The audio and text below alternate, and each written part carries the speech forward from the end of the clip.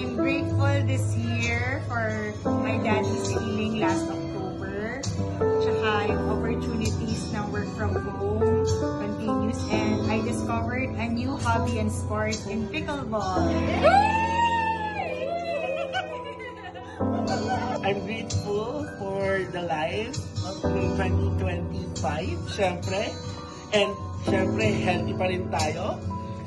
Next is my family, loving and supporting family for the year 2025. Especially, hindi natin makalimutan ng mga friends natin dyan. Syempre, yung mga true friends, hindi yung mga plastic. And syempre, we have work. Syempre, hindi pa rin natin maano yung pandemic. May work pa rin tayo hanggang ngayon. And lastly, syempre, self. Natutunan kong mag-exercise for the year 2025.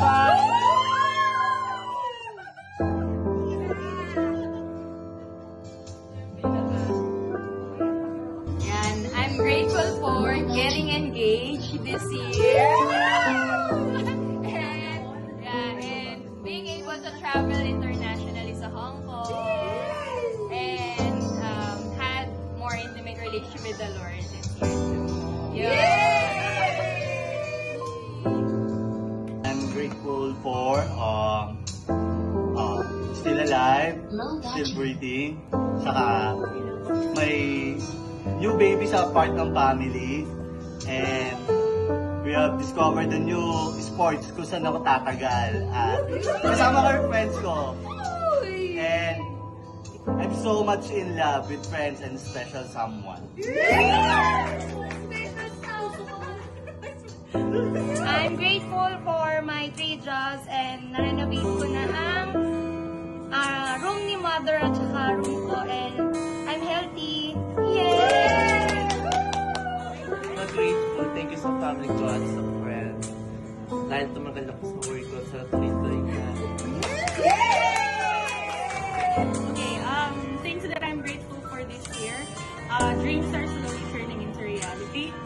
Tapos, sorry. All the blessings na binigay ni Lord sa akin and sa family ko. And syempre si Jenna, nakasakay na ng barko. Tapos, good health sa amin lahat. This year, I'm grateful for I unlock a new obsession, which is pickleball. I secured a new ride, a full heart, good friends, and a loving home.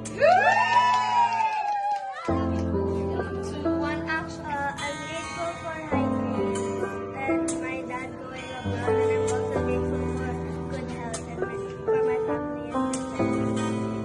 That's all. Yes.